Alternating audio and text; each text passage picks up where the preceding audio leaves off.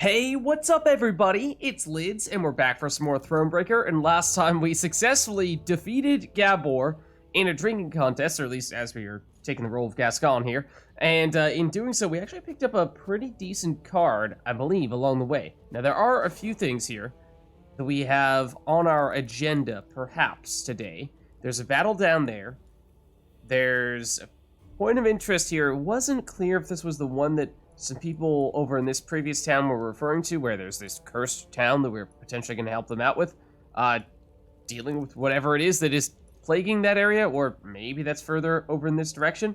So we shall see about that. We also, for what it's worth, I think we perhaps mentioned this before, but we have a ton of resources at this point, so it might be worth investing a little bit in, spending some of those in the not-so-distant future.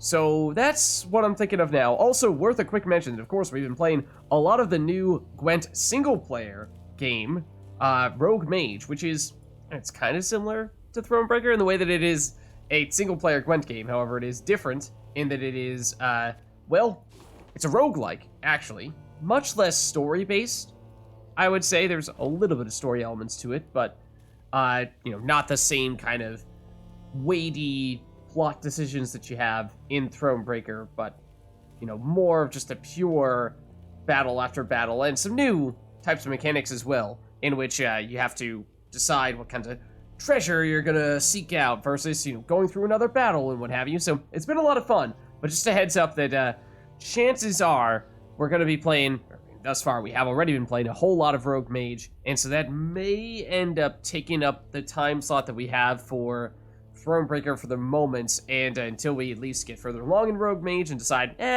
been there, done that, that's enough of that. Or I think there may be a quote-unquote end to it thus far. Not sure how far away we are from it, but probably still ways to go there. So this is also just, wanted to make that known that we may not be seeing Thronebreaker for a little while, depending on how things are going there, because unfortunately, there are only so many hours in the day to record Gwent-related content. But we'll see. We'll see.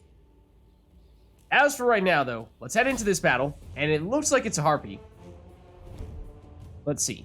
So while stolen dreams, while passing a nearby cave, Meve's attention turned to the icicles hanging from the cavern's mouth. They seemed to pulsate eerily with a soft light. The queen told herself it was a mere reflection of the sun's rays.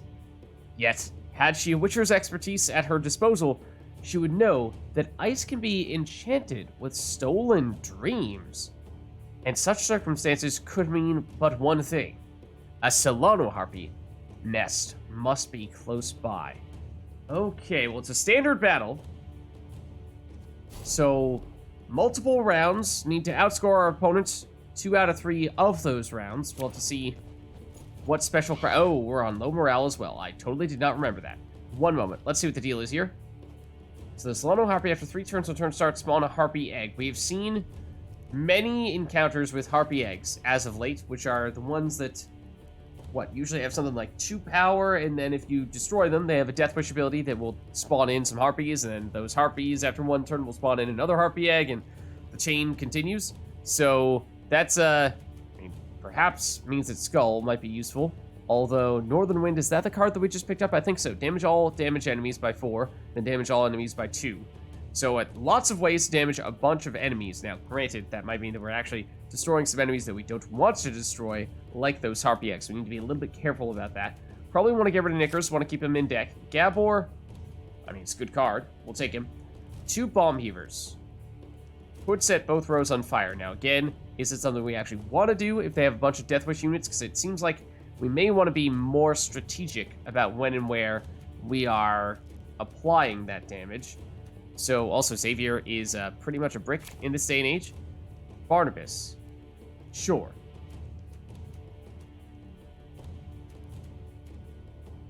Think we might stick with this, although I'm a little nervous about double Strays Bomber. Maybe we dump one of them. Okay, let's go with this because we want to make sure we have some redraws going into subsequent rounds. Okay, Cockatrice just consumed one of our cards. Excuse me? Excuse me? That is extremely rude. At least ask me before consuming my Gesso Arbalest. Thank you very much. Seriously, the nerve, right? I mean, for what it's worth, it does mean we have a unit in our graveyard now, which does help power up Skull, but in a 3-round match, that was probably not much of a concern anyway. We can make that happen pretty much at any point. So, we definitely don't want to be using either of those just yet, though. Alistair's Thunder, I mean, it's probably overkill at this point. You have a deploy ability, you've already used it, so it's not really a factor anymore. Only have one target right now, so that does mean that the Slinger is not ideal. I'd even go for an early Barnabas here, or Gabor. How much damage does he have? It's 10. Which is enough to destroy you altogether, which is kind of nice. We have our leader ability as well, though. That's 4 damage, so that is definitely overkill. I'm hesitant to go Bomber first, although that usually is the play. Just because, again, if they're going to spawn in Death Wish units, then we would rather not have Fire in the road that has Death Wish units in it, otherwise we might accidentally trigger those, and have pretty much no way of stopping ourselves from doing that. So that's why I'm kind of leaning Barnabas here, really. And we don't know what to expect from him, but I think we go for that. Take a chance. Sorry, turnips back for an encore. Okay. Armor. Boost 2 allies by 2 and give them immune. That's kind of nifty. If we had cards that really needed protecting, I mean, you do have some value staying on the board, but it's not like it's crazy value. Same with, or there's no long-term value for Barnabas other than just being a 3-point body. Move 6 random enemies to the other row and damage them by 2. Would have been useful if we had waited to play you. Now, of course, that was the risk we took by playing Barnabas early, was there's a chance that we just didn't have the right board state to pull this off. And honestly, Magical Barrier might be the answer, just because none of these other options really are very intriguing here. We do get Knickers out, but choose you and you. So now we have 3 immune units, which is pretty cool. And I mean, we might as well use our leader ability as well. Get a little bit of extra damage from the Arbalist. Oh, and we should have used Scepter Storm, because I remember that was the problem in the past with all these Harpy Eggs, was it made it difficult to use this. So we had a free turn to get at least some benefit out of it. And we might want to even destroy you. And then it'll summon out the Harpy, but we might be able to destroy this Harpy using a combination of Scepter Storms and or Stray Slinger. And just try to shut down the Harpy spawning stuffs. I mean, Gabor, actually, the extra damage getting carried over to a different enemy is quite useful for destroying a Harpy egg, and then if that immediately spawns in the Harpy, which I know is a question we've asked ourselves in the past for Scepter Storms, I don't think it really worked out for us there. But if it does spawn in quickly enough for Gabor to then use the carryover damage to destroy that, that'd be really nice. But I think if we do Slinger, move, say, if we move you 3, you're going to be on 2, you're going to be on 2, you're going to be destroyed, you're going to create a 4-power Harpy. Scepter Storms destroys you, Harpy lives, creates more Harpy eggs. That doesn't really help us. That doesn't really help us.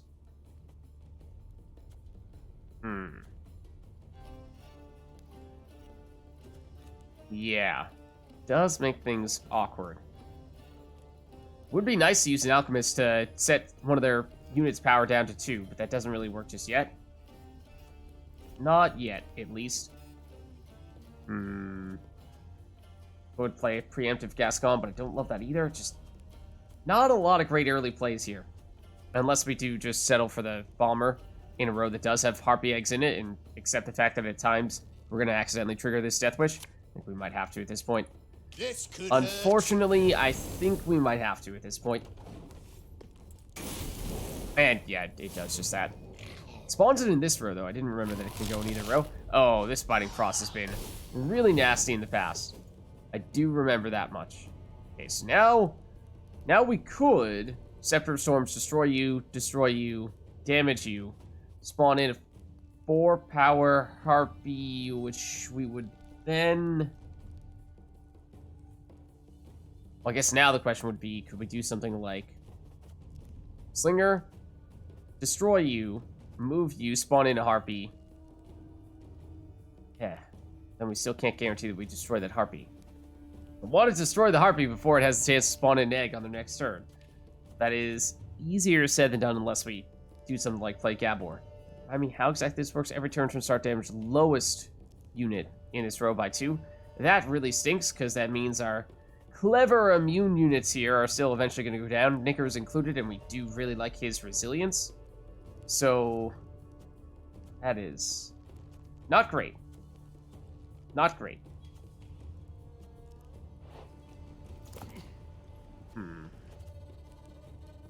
Maybe it's even left hook, whichever hook it was. Left hook.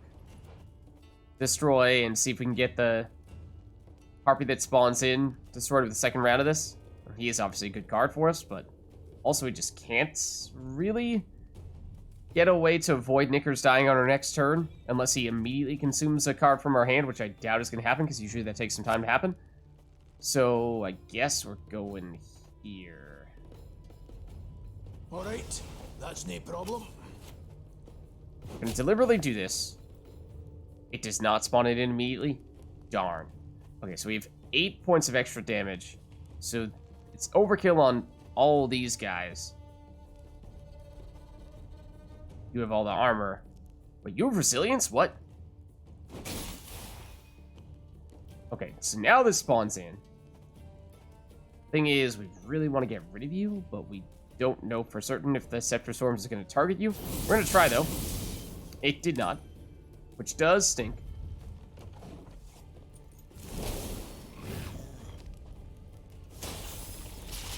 I don't like all the resilience. I don't like is a huge understatement. I hate the resilience. That is really strong. Ugh. That's not good. That's very not good. That's very, very not good.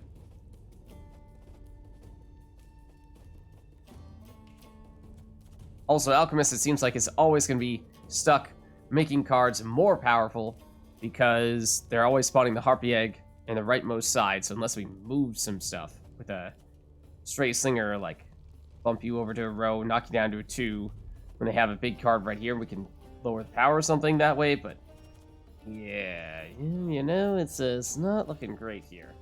Not loving our prospects right now. Not loving our prospects. Would move you, destroy you, but we really want to hit the resilience cards, because otherwise they're going to carry over value, and that is not something we want to see. Now, granted, they have a pretty big lead here, and playing further and still winning this round is going to be a little bit difficult, so we need to be kind of mindful of that. Pacing-wise, it's going to be tough for us, especially when they still have the value from the row effect. I mean, we do, too, to a certain extent, but there's this guaranteed 2 damage per turn, whereas ours, I mean, actually can be more than that, potentially.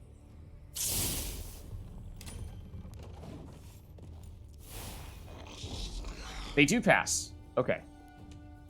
Think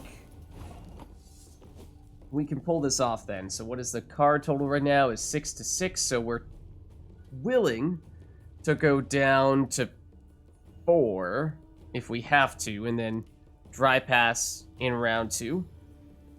So I think we might look to do that. We are still going to take 2 damage every turn. So if we don't want to hit you guys. We hit you, we hit you. Knock you into the other row, that's still not great. Does have some long-term potential, setting up Gascon for a later round for a bigger point slam, which is nice. Probably don't want to use any of our special cards here, because those are pretty strong, and we'd like to save them. I would like for this to be enough. Can't really set for storms here, because we're at risk of triggering a Harpy Egg. Yeesh.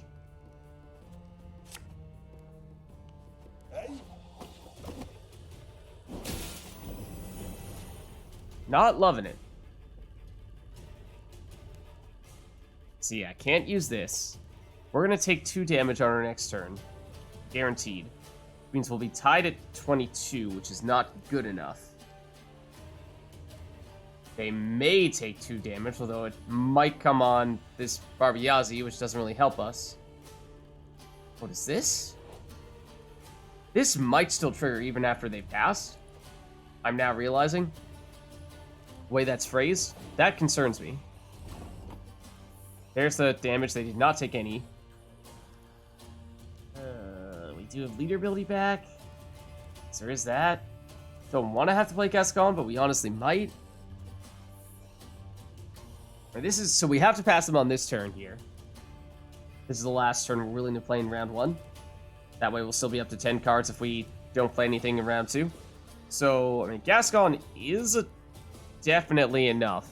But, like, Alchemist can give +3 to Gabor. Actually, we can significantly reduce the value of this Barbiazzi. That's much better. That's much better. Yeah, that should do the trick. Okay, I think we do that then. There's been a mistake. Okay. I'm no mage. That should do the trick, and we could actually even save our leader ability so we're not on a cooldown for subsequent rounds. So this should do, regardless of damage you do or do not take, and regardless of damage we definitely will take here. So that's fine. We'll win round 1. We won't play anything in round 2. We did set up Gascon, and we saved some big trinkets as well. Now we got Reynard, which is not super useful. I mean, he is 9 power body, which is something, but Stray's cavalry, if it can stay alive, is decent. The Stray's bomber, as we just established, can be a little bit iffy, depending on the circumstances. But,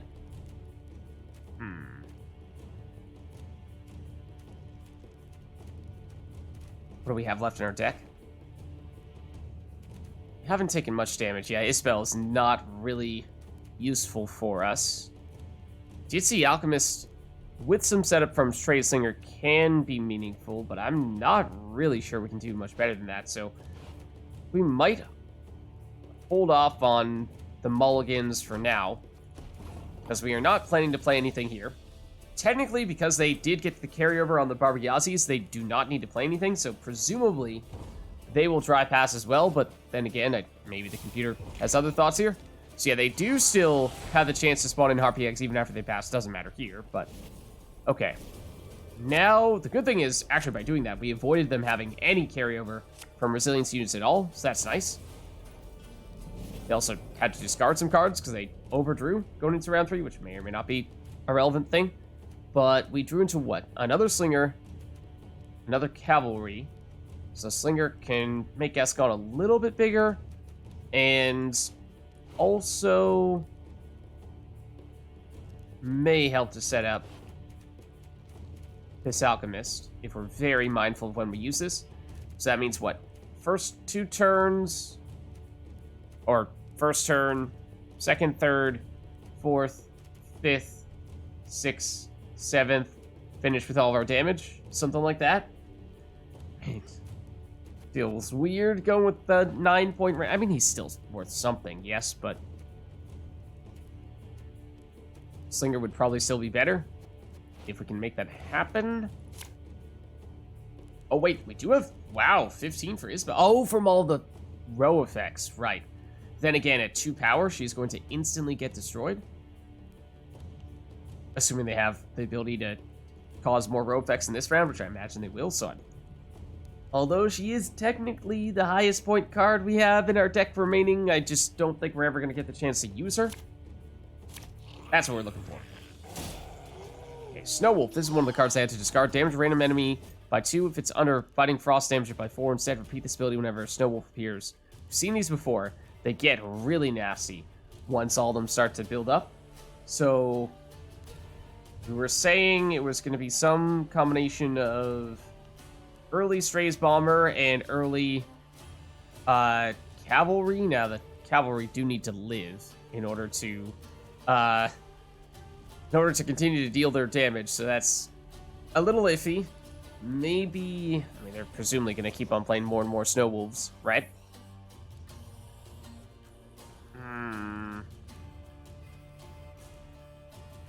What do we think? I think we're looking to maximize the duration of the row effect. And we should use Scepter Storms. Well, we definitely have a solid target for it. It gets you down to 5, where you might be killable. But as we just said, this damage is going to build up quickly. So... might be able to destroy you soon, though. It's a little early for the Slinger, so we'll go Cavalry. The chase is on! And we'll mark you, and we'll damage you again. Alright, more Harpy Eggs, so now the Scepter Storms becomes much weaker. And that is why the Cavalry is, you know, not... It's gonna be kind of hard to make that work. So...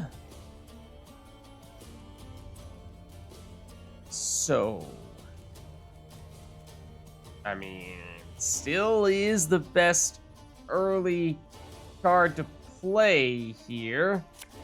So I think we just play it, and we hope that they run out of Snow Wolves. Now, we can't use this, otherwise we're going to spawn in a Harpy Egg, which is not something we want to do right now. Do they have more Snow Wolves? They do not. Instead, they will consume our card, which is, well... It's not really any better. In fact, it is objectively worse. So, okay. What we can do is we can deliberately move these guys into this row, and then we can, on our next turn, well, that's with a Slinger, of course, then on our next turn use an Alchemist to set the power of whoever's next to this guy down to 3 or potentially 1 if it takes damage from the fire. So that's the plan here. Yeah, we are... Ooh. So here's the thing. We'll have a lot of damage with this setup. That's what we're building around. We are not going to have much of the way of points. We need to make sure that we at least have something that survives. Because it's one thing to have a lot of damage, yes, but you need to at least have some points on your side of the board, right? So, okay. That is, I suppose, the downside. The downside of prioritizing setting up the damage. But we will have Gascon as our finisher, which we are going to be relying pretty darn heavily on, because he might quite literally be our only source of points.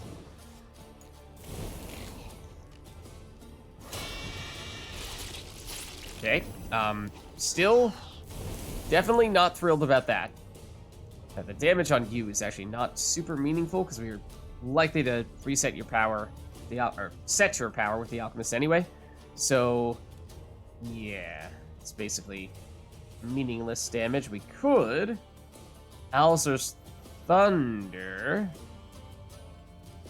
remove you, significantly damage you, and then that sets up a pretty convincing Northern Wind and or Skull. Then again, this might turn into a better target for Alistair's Thunder. Well, we don't really want to destroy you, but we might destroy you and then follow up with a Scepter of Storms, because on this occasion it might actually be guaranteed to destroy even the Harpy that spawns in. And you're going to get a Harpy Egg, another Harpy Egg out on your next turn anyway. You can set you down to 2 for what it's worth. That actually might be, that is in fact better than doing this anyway.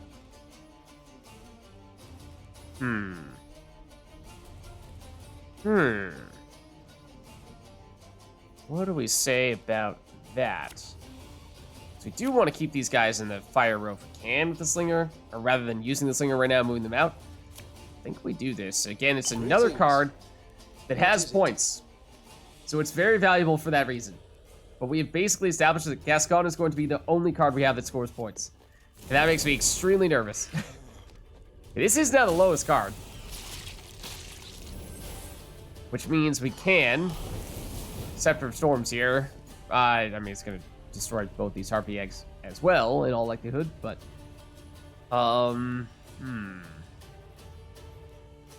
You move you in. You'll spawn Harpies. They'll have 4 power. We do have our lead ability back now.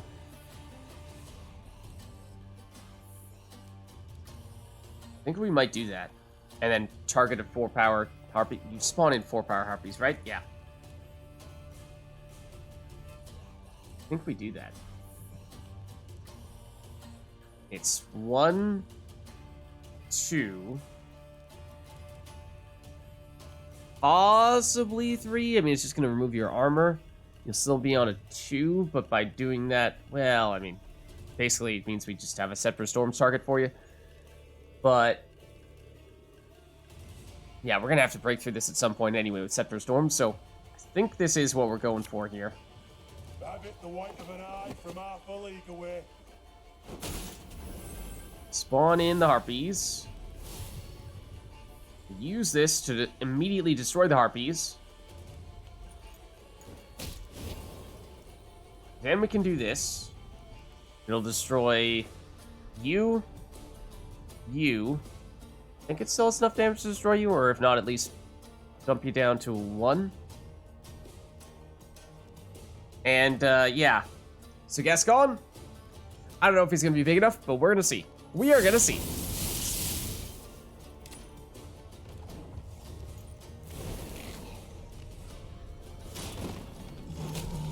I don't like that.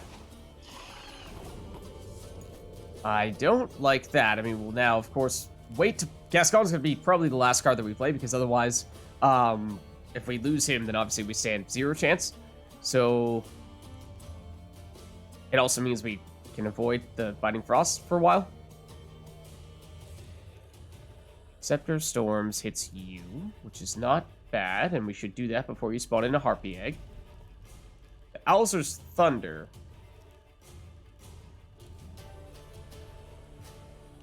So we want to try to get more damaged units out here. Would destroy you altogether. It would deal 5 damage to you, which is not even enough to break through your armor. You're also boosted up, so if we hit you for 10, at that point, that means... You have what? You're effectively in 19, so you drop down to 9. You are damaged at that point. Obviously, armor's tanking a lot of that damage, but it does mean both of you are damaged, which is significant because that gives us more damage on you. We want to try to maximize the number of cards that are damaged to get as much value as possible out of you. Skull has a whole lot of damage capability, though. In fact, wait, how much is this? 1, 2, 3, 4, 5, 6, 7, 8, 9, 10, 11, 12, 13, 14. Which would be enough to destroy you. It would not be enough to destroy you, at least not single-handedly. But with the assistance of a Northern Wind after that, possibly, because this is only 1 row, mind you. This is everywhere. This is adjacent units. So, I mean, Skull is going to get stronger by 1 power if we wait 1 more turn.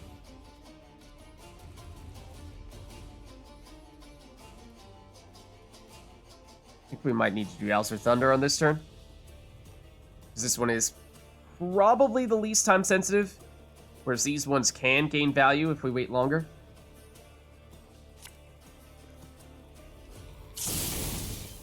I don't love it because of all the armor, but it does give us more damaged cards, which is nice. If we pull this off, this will be very, very interesting. Oh, okay, so there's more damage, yes. But honestly, it's not the damage we care about right now. It's just how many points are they going to keep on the board here. Because we are hard capped at 19. So at this point, now Skull is the strongest it will ever be. Or it's not going to get any stronger than this. It's what, 15 damage now? 1, 2, 3, 4, 5, 10, 15, 16? Depending on if there... Oh, no. One of those was not a... It's 15. This is not a unit. So that's almost enough to destroy you.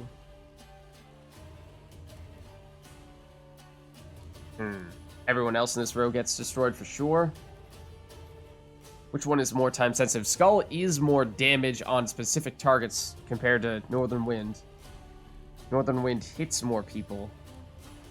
This is not all that time sensitive. We can probably wait for the...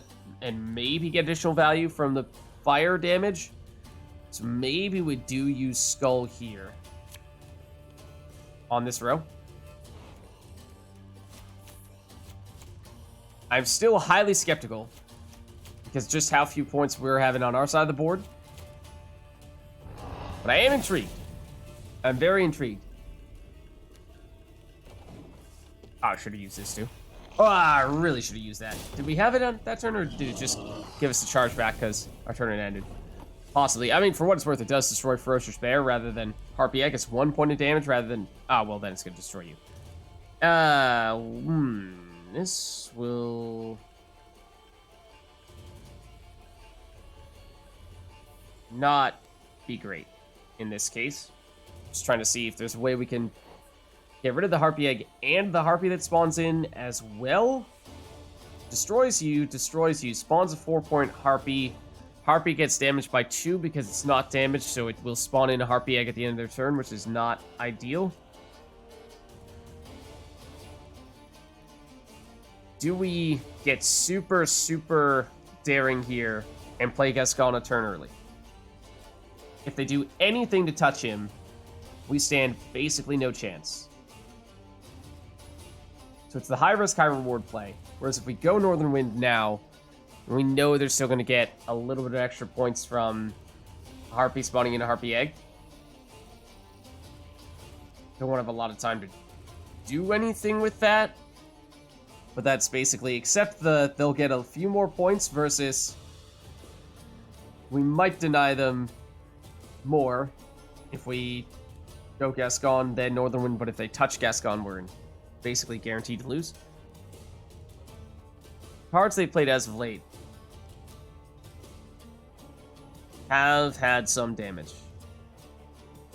I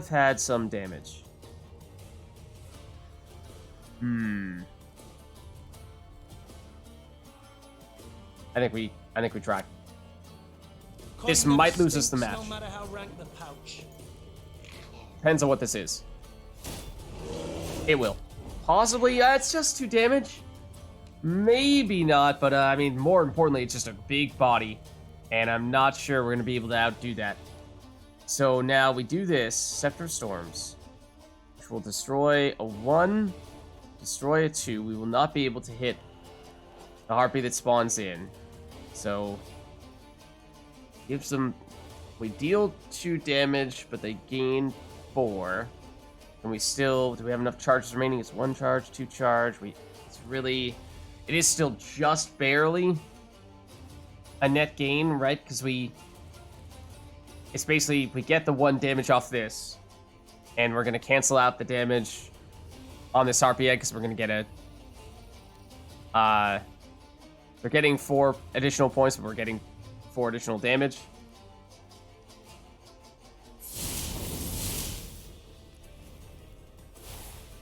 As you spawn in. I think they still win. It's close. It was really close. It might be possible, but we were trying to make something out of nothing there in many, many ways. So, I don't know.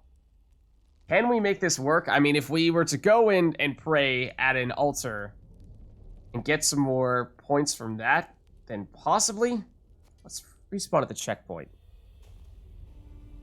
Just thinking strategy there. So obviously, we're severely outmatched in that encounter because, surprise, surprise, a deck in which we have not made any upgrades at all to, or at least not crafted any new cards, and is currently on low morale, is bad.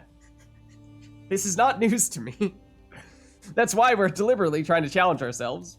But, the question is there a way to still make this work as is? Like, the problem really was that they had enough damage that they could destroy everything but Gascon. So if we deliberately tried to wait to play more units later on, might that work? I mean, then again, that would mean that we'd have to... What we could consider doing is if we go to the camp, make an upgrade, and that upgrade is actually... no, it's here, I think. 1 additional trinket. because the trinkets were far more valuable than the units were in that case. If there is a significant enough trinket... Oh, and also switching out Scepter Storms, because this is difficult to make this work.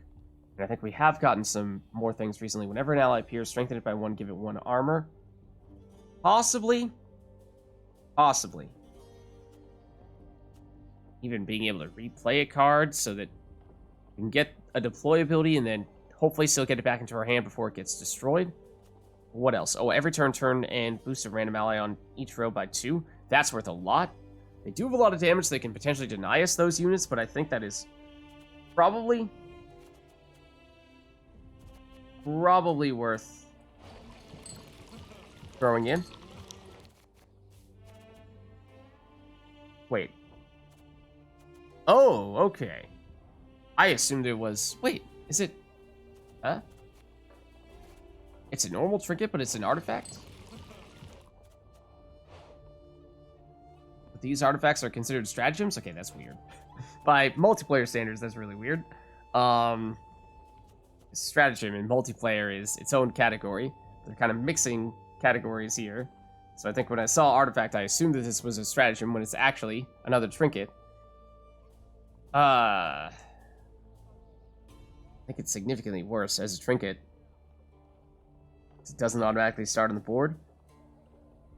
You need to take a turn to play it, and because it is a way to go unitless for a little bit, if you start with it, and deny them a little bit of damage and or consumption, because they did eat our first card that we played on many occasions, and again, we're starting a match with units on the board. So to a certain extent, that is unavoidable. Damage all enemies by 3. It's not great against the Harpy Eggs. Heal an ally strengthened by 10. Would be helpful. Especially if we got a big Gascon on the board. Create a bronze unit. So yeah, needless to say, but I'm going to say it because some people are going to be trying to raise this point to me. Yes, I know, our deck is atrocious. And the easy solution here is to craft additional cards that would be better fit for the situation. I know. But the thing is, that's too easy. That would ruin our whole thing of not ever crafting any cards.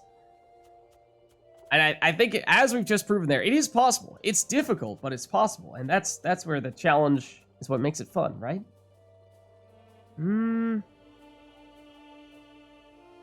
I don't think we can make Becker's Dark Mirror work, because they're going to have all those 2-power Harpy Eggs. Maybe.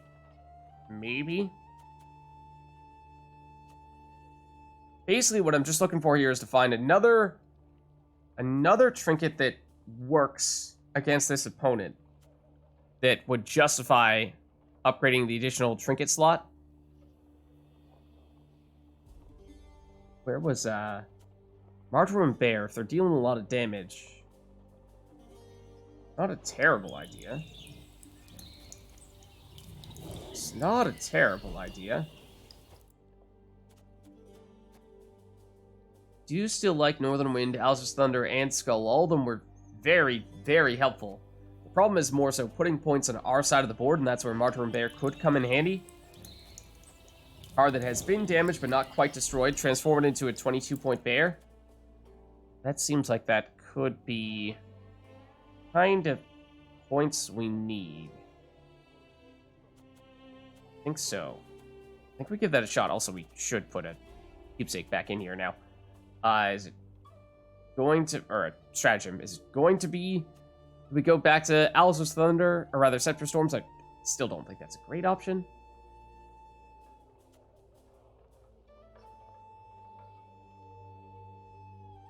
Whenever an enemy appears, that includes spawning, which means even those Harpy Eggs that they spawn in will get automatically damaged by 1, possibly 2, which might immediately trigger their Death Blow, or Death Wish, but that means we can at least immediately get rid of the Harpies that those spawn in. But without Scepter of Storms, that's harder to do.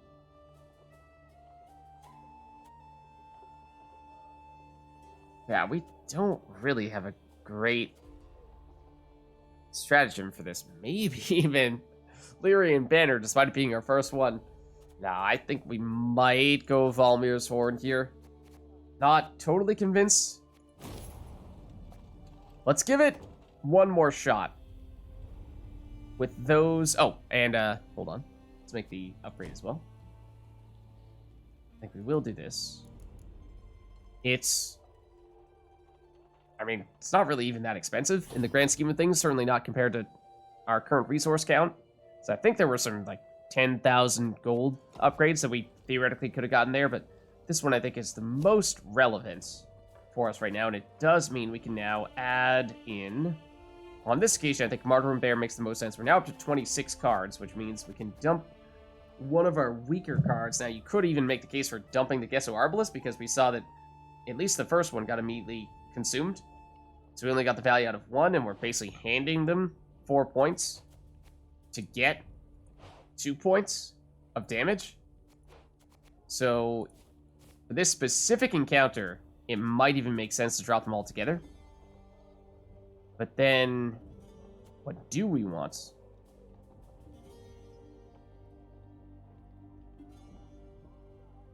That's, for the same reason, not a great option for us.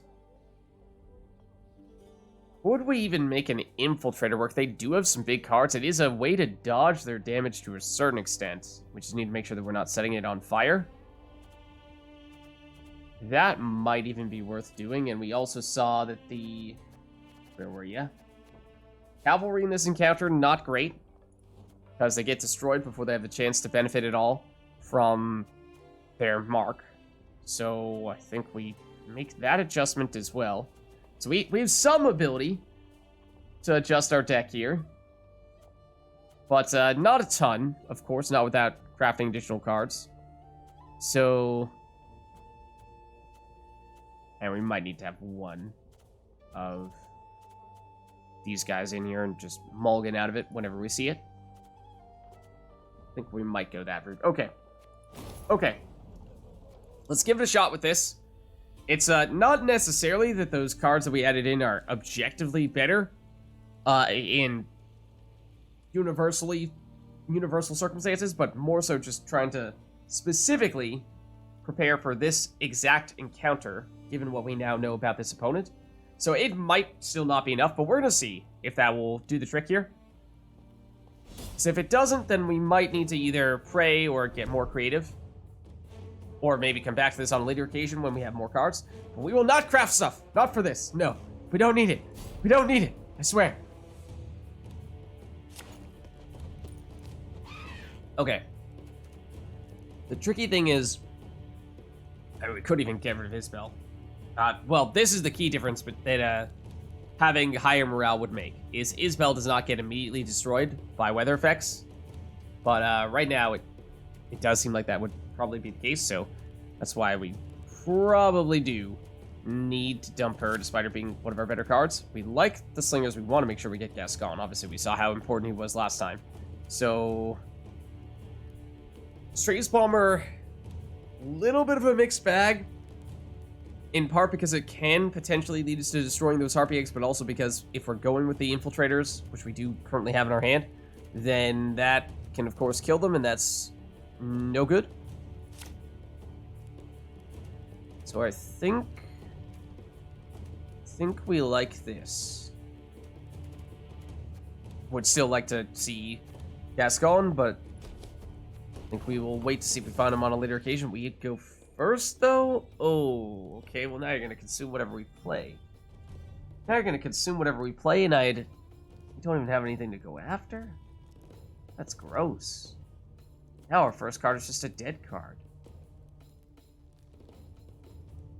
We could proactively play a Strays Infiltrator and just pray that they happen to play a big card to the right of it, which is possible, but that's not loving that. We do not have any trinkets in our deck. We could have put one into our deck if we'd realized that there was nothing to target here. Yeah.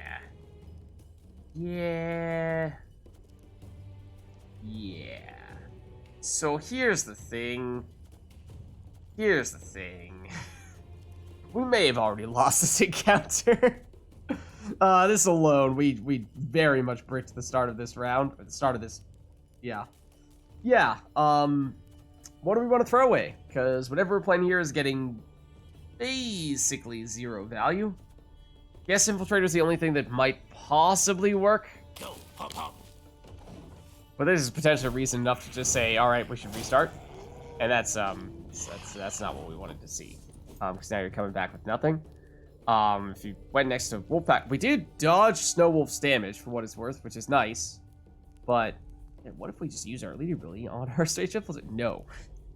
At this point, we might as well, because it's not looking great. But yeah.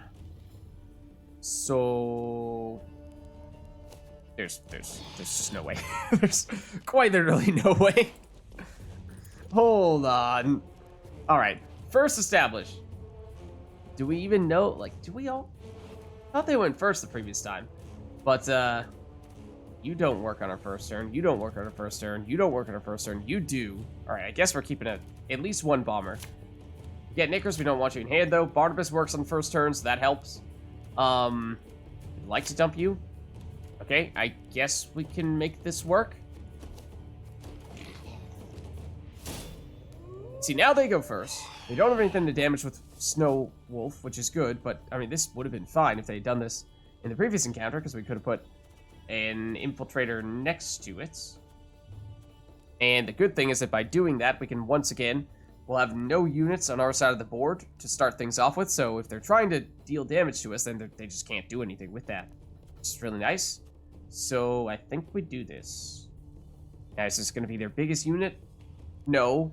Probably not, but it does mean that we can, again, dodge some damage for one more turn. Unit on the right, so we put you here. And because this is going to get boosted by this power, we should make a point of not using our leader ability on you just yet. And it also gives us time to use the leader ability on, if they play another Snow Wolf, get a little more damage out of that. Yeah, that's the card we would have ideally been able to boost ourselves based off. Then again, I mean, it's 13 versus 11. It's not a huge difference maker, but let's see. So, do have another one for what it's worth. We do technically still have another one, which I think we will proceed to use. And once again, we could go after this Harpy, but, I mean, yes, it gets our cooldown back more quickly. Maybe that's worth doing. I guess. I don't love it, but we can, so I guess we will. We're gonna get you back. So now they do have stuff to damage, and that will get boosted from our horn. More consumption. Okay. And so now, I mean, we could try to use the Straight Cavalry, because earlier we played that better. Now that we are without an Infiltrator on this row, we could use the Strays Bomber in this row. That's now safe, because we're no longer at risk of destroying our own card. Yeah, similar. We would want to play both these guys early. You, the damage doesn't really matter. Once you get your deploy ability off, you're fine, whereas you might go down. So, I think we'll try to sneak you in while there's still no row effects in place here, and try to go for the Harpy, because at least you don't have armor, and so as long as we get a little bit of time with you alive, we can still get some benefit out of that.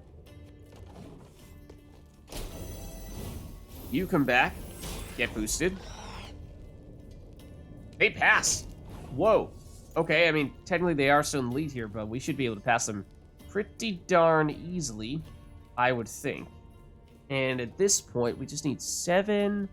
They are going to get a Harpy Egg spawning in on the next turn, but we're going to get an extra bit of damage from the Cavalry, so that's means they're going to gain 1 point. So 43 is really the number that we need to catch here, and should certainly be possible. Well, they have a lot of armor. Not necessarily sure it's possible with you. It's how much? It's 8 points? Or really 9 points to catch them? You'll be a 6 when we play you because of the horn. 2 damage to you. It's an 8. Then can't really do much because of the armor on you guys. Ugh. Okay, this is admittedly an awkward number for us to get to. Go Barnabas. It's of course a dice roll. We don't really know what we're gonna get from him. But he might be worth just the right amount here. So I think that may very well be what we're looking for. What? Oh, yes, I'm on it. Don't really want to damage enemy units by 2.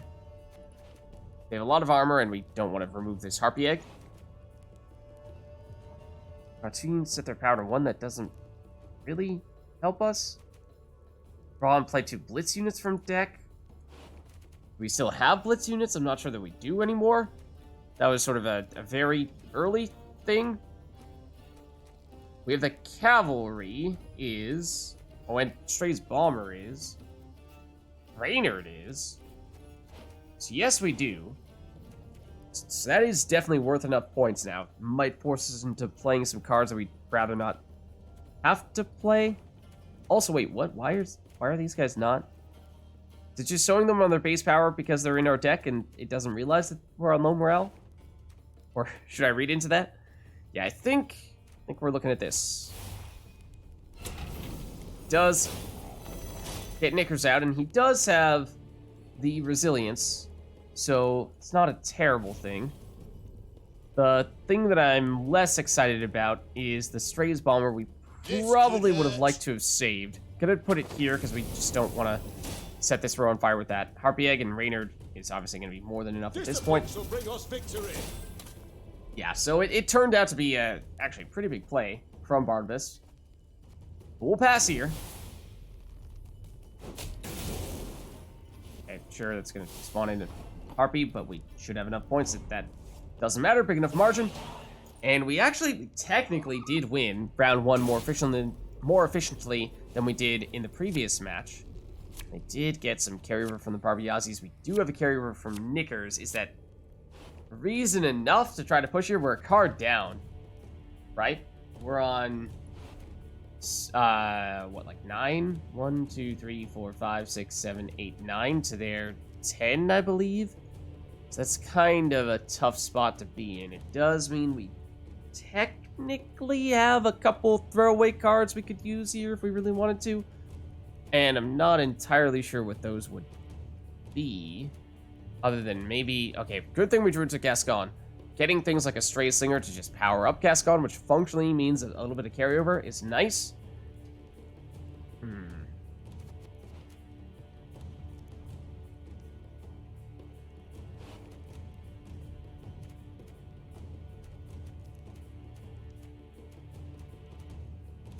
So you make sense.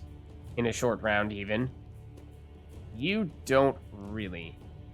Would just play you and only you if we really wanted to. But don't we, if we overdraw, we actually have to discard a card. So we really want to play one more card than this. You plus something else. Alchemist. It's gonna be hard to make that work. Oh, hold on. We make it work on our side. Unlikely. With just Knickers. Unlikely. Okay, we can make this work. Oh, we're going first? Okay. In that case... Oh, right. I should have known we're going first, but... Easier they are to target. Alright.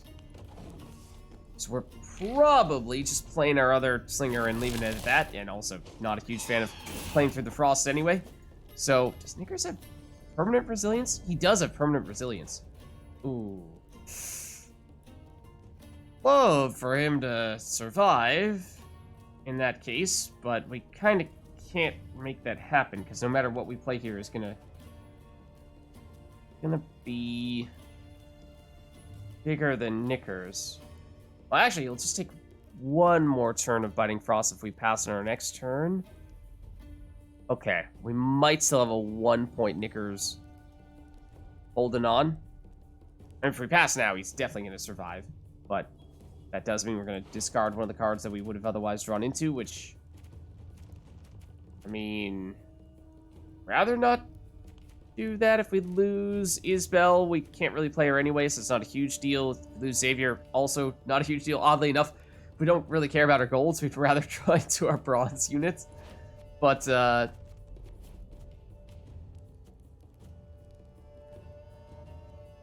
we also have leader ability, but I think we won't use it because we're not actually trying to play for the win here in round 2. Just throwing away cards, so... guess we'll do this. Thing about slings, It does, once again, give us some carryover on Gascon, which is nice.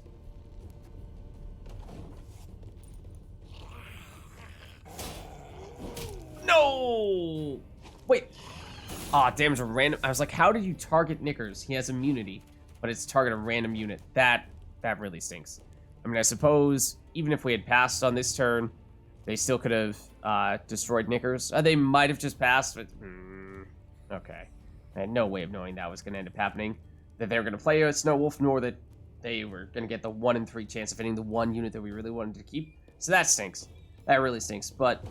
we'll pass. I mean, I guess a 1-point Knickers carrying over is not a huge deal.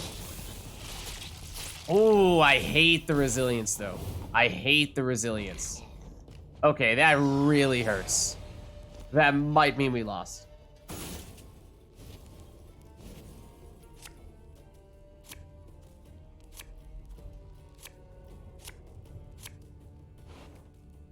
Yeah, we did get more slingers, which can further power up Gascon, which is good. Can try the bomber, but it does have some downsides. We don't really like Xavier.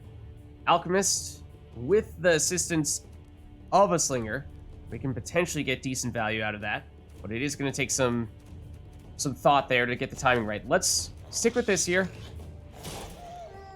Okay, fortunately, they don't have anything to damage with Snow Wolf. Also, they have 2 11s, so that is nice for our leader ability right now, which we deliberately saved, so we could use it immediately in round 3. If we are going to use it, probably start with that rather than a slinger. Otherwise, we're going to have an 11 power unit and a 9 power unit. So, I also would like to go bomber early, though. That might actually be our first play here. Watch your heads! Take a guess.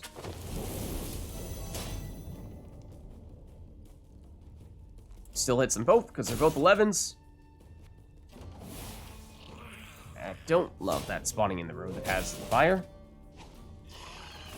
That's why.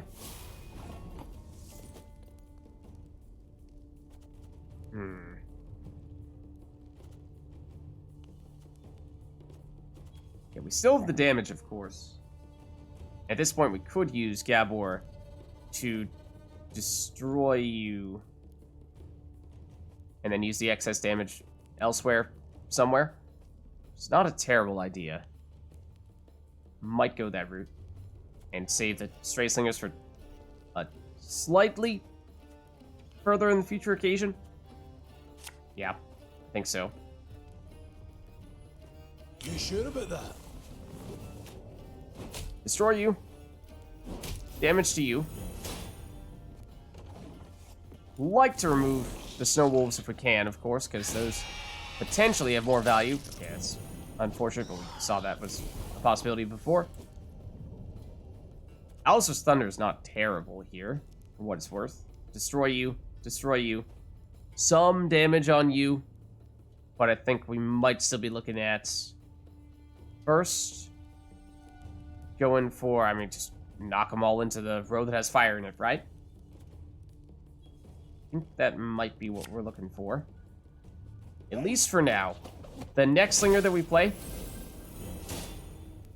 probably need to be careful how we use it, because we want to try to at least have the option of having that be set up for this alchemist.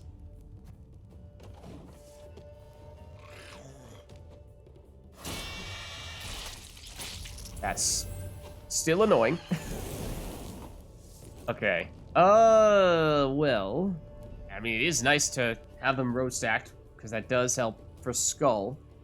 But at this point, we're looking at a not very big alchemist if we were to use it here. It's also not great if we use it there. We could shuffle around one more time with the slinger, bump you guys out of the row with fire, bump you in. I still don't love that because, of course, we like to have as many cards as possible in the row that has fire. And again, a bunch of cards that we like to save. We could Martyr and Bear on Gabor, but I think we'd like to save that for a little bit later so that there's less time for them to damage us and we can shake off more of that damage and or just have a card that is lower than 5 be the recipients of that transformation.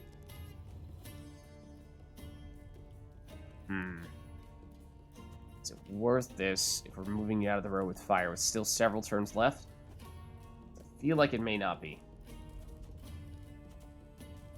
Otherwise, Alzur's Thunder is not great right now. Don't want to play Gascon yet. I want him to be a big finisher that they don't have time to answer. It might... I mean, it's basically slightly suboptimal Slinger or or definitely suboptimal Alchemist. Play for 5 extra points. Hard to say exactly what this is going to cost us. I think we might do this. We could use it on Gascon to give someone else a lot of power, or even on the bear that we spawn in. Yeah, I guess we'll do this. Ever have a storm knock out one of your team? If neither of these get destroyed, then it's a 10-point Alchemist there, and as I was saying, Gascon 22 power once we move the horn, making someone else 22 power. I mean, that's also the same amount that we're going to get from the bear, right? Yeah. So it's another way we can potentially turn a weak unit into a strong unit on our side. More consumption. More harpies. More harpy eggs.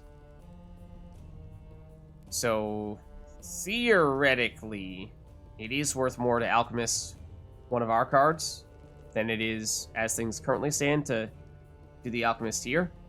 And we could... I don't have Leader really back right now. I mean, 4 is not terrible, but yeah, too early for that. Just eyeing this big unit with small units on either side and thinking Alzur's Thunder maybe, but these are the cards in the fire row, so we kind of like to keep them there. And perhaps would prefer to target these guys who are not in the fire row with our damage instead.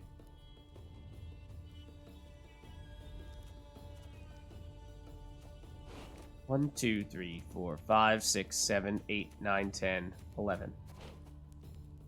Definitely not enough to break through this. This might still be Alzur's Thunder time. Might still be Alzur's Thunder time. But then it means weaker leader ability on our next turn when we're eyeing this double 4. So these guys are definitely going to hit if we do use it now. Then what else are we playing if not that? Like to save you. Gascon. Early Gascon. I mean, it is definitely early. It is definitely early. Nothing is ideal. Maybe we take our chances on getting a decent target, though, for leader ability still. And go this route, I think is still the best option. Yeah.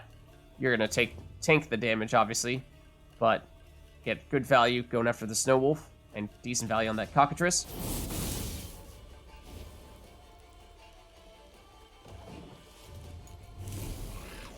And that's why we didn't want to destroy these guys, because we're going to continue to get more value there. And that's why I wanted to wait to do things like transform cards and what have you. Or play cards, because they're going to get more value from their damage. So it's probably going to be the row in which we use Skull. We do have leader ability. Yeah, don't have a great option for it. I mean, it's probably going to be just a pure 4 here to remove this Harpy. Unless we wait and get greedy. So they might have more raging or ferocious bears. Then again, it's probably also going to be 14 with 2 armor, in which case it's 2 damage per unit we hit, which is functionally 4 damage total, which is the same as just using it right now in this Harpy. So it doesn't really make a difference for us. It does give us more damage cards. Hit with Northern Wind for a little more damage. Maybe it's marginally better, but comes at the cost of increased uncertainty.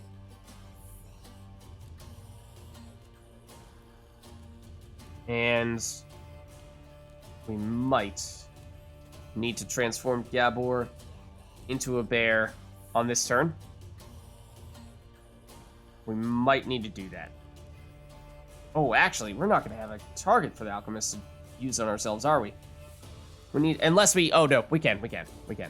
Actually, we'd like to have you transform, then we can use Alchemist on Gabor, assuming he survives. Yeah, I think that's the play.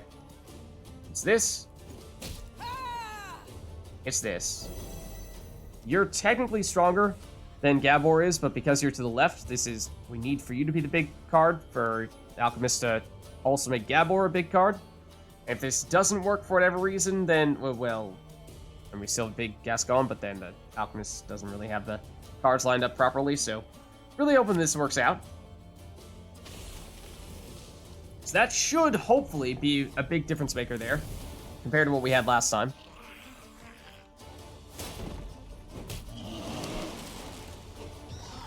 That makes me very upset. Because that totally bricks the Alchemist. At least for boosting ourselves. Yeah. And we deliberately decided to go that route with the Alchemist, rather than damaging them. We really need Gabor to live for precisely one more turn. Ah, darn. Okay. Well, I mean, now we're probably just looking at damage and finishing with Gascon and Alchemist. We'll wait and see if we happen to find a way to make that useful, because right now it is not. Right now it is playing for negative points quite literally any and everywhere. So, Skull, this row, I mean, we'd like for them to play more cards there, ideally. And remember, Alchemist can't trigger on itself.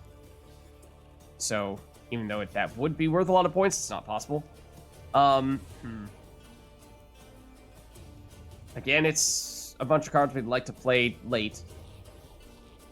Can we use this on you still, even if there's nothing else in this row, and just destroy you if you don't have any units to the left? I don't remember. I'm not sure I want to play with fire like that.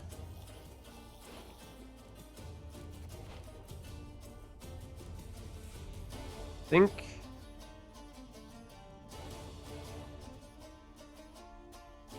we may wait. Do we have enough damage to remove you? No, definitely not, because we have 15 cards in our graveyard. Not all of them are units. 1, 2, 3, 4, 5, 6, 7, 8, 9, 10, 11, 12. I mean, it does set up Northern Wind on our next turn. If we'd like to go that route, maybe we do it. Maybe we do it. As I said, we basically, with every single card, wanted to wait a turn. Yes, it's going to destroy Harpy Egg, but we'll live with that because we have to. That's another reason to play it a little bit later.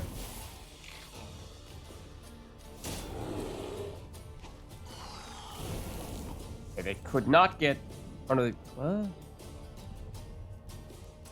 Did they damage us? Did they just flat out not damage us for some reason? That seemed weird. Okay, so for what it's worth, yes, we do now have some setup for Alchemist. We can go and set you down to a 4, so I think we will. I think we will do just that. Greetings. Right? What is it? That is our best option here. And I think we take it while we can. More damage from the fire. That's why we didn't really target these cards. Then again, one of them was Harpy Egg, which is not ideal. More frost, I mean, didn't really have much invested in that alchemist.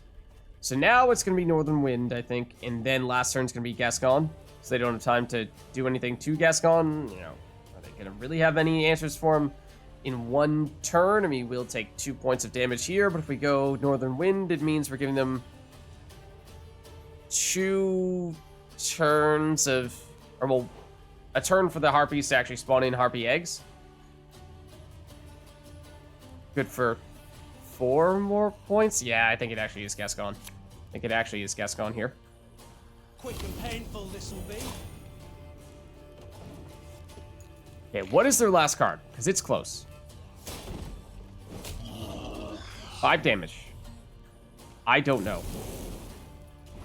I don't know. It's looking feasible, but they do have a lot of armor, and they will spawn in some Harpies with these Harpy eggs. And we don't really have a choice in the matter.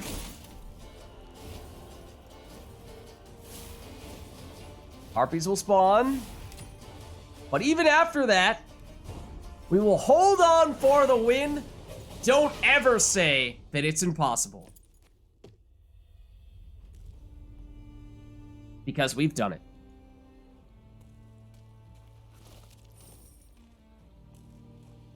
All right, now you guys have to be honest with me. Who believed? Who was a doubter? And who believed? Hoo-hoo-ha!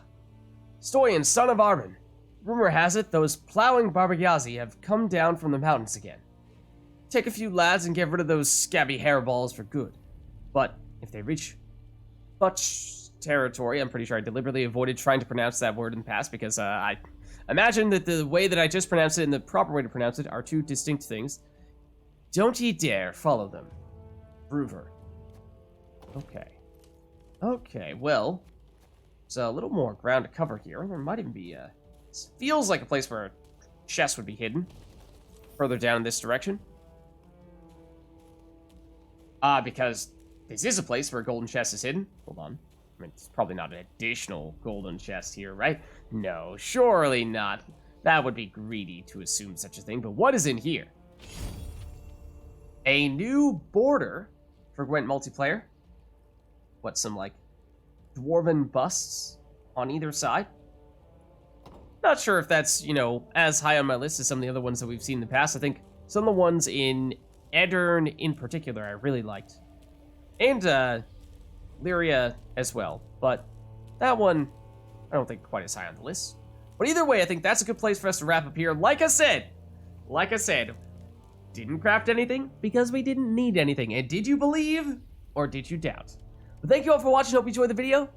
As a reminder, with the Rogue Mage coming out recently, we may very well be playing primarily Rogue Mage rather than Thronebreaker, at least until we've made a decent way through Rogue Mage, or possibly until we finish Rogue Mage. So heads up, this might be the last Thronebreaker video for a while. Of course, once Rogue Mage is done, we'll get back to this, but you guys know that we are not exactly setting any speedrunning records. That could be a little while, but all that is subject to change. So just a heads up on that. But thank you all for watching. Hope you enjoyed the video, and I'll catch you next time.